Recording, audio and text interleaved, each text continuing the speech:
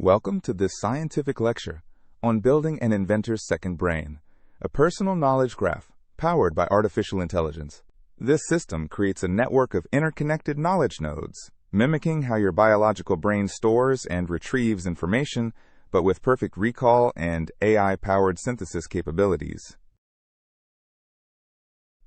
Let's start by understanding the fundamental problem facing modern inventors and researchers. The average researcher encounters thousands of papers, hundreds of ideas, and countless experimental results annually. Human memory, despite its brilliance, has fundamental limitations in storage capacity and retrieval speed. The total retained information equals the sum over time of information received times 1 minus the forgetting function. This equation captures the harsh reality: we forget exponentially without proper systems. Let's ask a critical question. Exactly how much knowledge does the average researcher lose? The Ebbinghaus forgetting curve shows that without reinforcement, we lose approximately 50% of new information within one day and 70% within a week. This represents an enormous loss of intellectual capital. Let's perform a back-of-envelope calculation to quantify this loss. Assume a productive researcher reads about 200 papers per year. Each paper contains roughly 5 key actionable ideas. That's 1,000 ideas entering your brain annually. With natural forgetting and no systematic capture, retention drops to about 5%. This means 950 ideas are lost forever. Each could have been the seed of a breakthrough invention. Now let's design the architecture of our second brain system, which operates in 3 fundamental layers. Layer 1 captures raw information and structures it. Layer 2 creates semantic embeddings and discovers connections. Layer 3 retrieves relevant knowledge and synthesizes new insights. Information flows downward through increasing levels of abstraction and intelligence. Let's examine Layer 1 in detail. Capture and structure. The capture process transforms unstructured papers into structured atomic notes. Each note contains exactly one idea with its supporting evidence and citation. This atomic structure is crucial for later recombination and synthesis. Each atomic note follows a rigorous structure designed for maximum reusability. A note N is a tuple containing idea I, citation C, evidence E, metadata M, and timestamp T. This formal structure ensures consistency across the entire knowledge base. This visualization shows the anatomy of a single atomic note. The idea sits at the top, immediately followed by its citation for traceability, then supporting evidence, and finally, metadata for graph connectivity. Layer 2 transforms discrete notes into a continuous semantic space using neural embeddings. Each colored cluster represents semantically similar notes in high-dimensional embedding space. Notes about quantum mechanics cluster together, notes about machine learning form another cluster, and so on. This geometric organization enables similarity-based retrieval. The embedding function f with parameters theta maps each note ni to a dense vector vi in typically 768 or 1536 dimensional space. Semantic similarity between notes is computed as cosine similarity, the dot product of their embeddings, divided by the product of their magnitudes. This ranges from -1 to +1, with 1 indicating perfect semantic alignment. A critical question: why use embeddings instead of traditional keyword matching? Keywords require exact string matching and fail to capture semantic relationships. If you search for neural networks but your note says artificial neural systems, keyword matching fails. Embeddings understand that these phrases are semantically equivalent. Think of it this way. Keyword matching is like a library catalog that only finds books with exact title matches. Embeddings are like a librarian who understands what you mean and can recommend related books, even if they use different terminology. The final layer performs intelligent retrieval and synthesis, where the true power emerges. When you pose a query, the system performs approximate nearest neighbor search in embedding space, retrieving the most semantically relevant notes. These retrieved notes then feed into a synthesis engine that generates novel insights. The retrieval function R returns the top k notes, where similarity between query Q and note Ni exceeds threshold tau. Typical values are k equals 5 to 20 and tau equals 0.7. Synthesis is where artificial intelligence transforms retrieved fragments into coherent new knowledge. Retrieved notes flow into a large language model which acts as the synthesis engine. The model identifies patterns, contradictions, and connections across notes, generating novel hypotheses that no single note contained. The synthesis S is produced by the large language model applied to the union of retrieved notes and contextual information. This context includes your current project goals and research direction. A critical innovation is citation-backed synthesis that prevents artificial intelligence hallucination. Every synthesized claim must link back to specific source notes with citations. If the language model cannot ground a statement in your knowledge base, that statement is rejected. This ensures intellectual honesty and traceability. A claim is valid if and only if there exists a note, NI, that supports it. This logical constraint prevents the system from inventing facts. Let's quantify the performance characteristics of this system. Retrieval time scales as order d log n, where d is embedding dimensionality and n is the number of notes.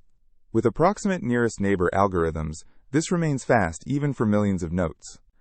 Let's calculate real-world retrieval speed. Assume 100,000 notes in your knowledge base.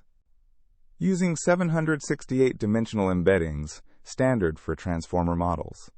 Retrieval requires approximately 12,800 operations. On modern hardware performing 1 billion operations per second, this translates to 0.013 milliseconds, essentially instantaneous. This logarithmic scaling is remarkable. Even as your knowledge base grows to millions of notes, retrieval time increases only logarithmically, remaining imperceptibly fast. Now let's rigorously analyze how this system prevents idea loss. Recall our earlier calculation.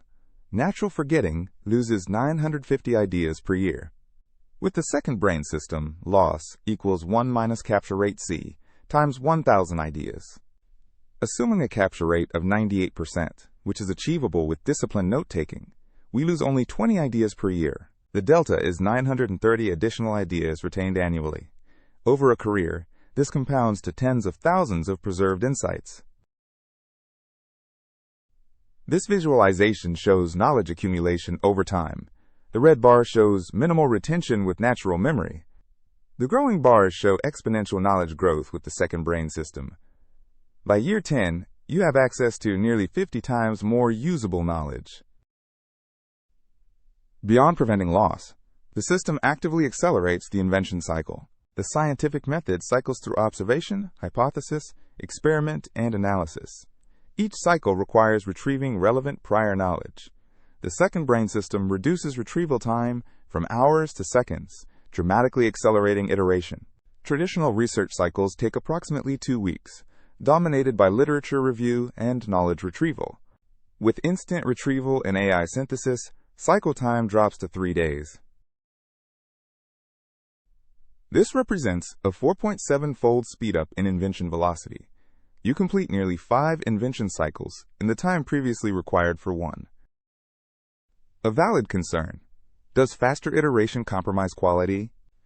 The answer is counterintuitive and backed by research. Studies of innovation show that quality increases with iteration rate.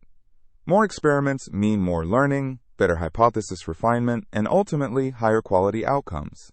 The second brain enables this virtuous cycle. Let's discuss practical implementation details for building your own system. The technical stack requires 4 components: storage for notes, an embedding model, vector search infrastructure, and a large language model. Open source options exist for all components, enabling full control and privacy. Here's a concrete technology stack that works well. PostgreSQL with the PG vector extension provides relational storage with native vector operations. The Sentence Transformers library offers state-of-the-art embedding models that run locally. FAISS from Facebook or HNSW algorithms enable fast approximate nearest neighbor search. For synthesis, use either API-based models like GPT-4 or Claude, or run local models like Llama for complete privacy. Let's analyze the financial cost of operating this system. Storage costs roughly $5 per month for typical database hosting.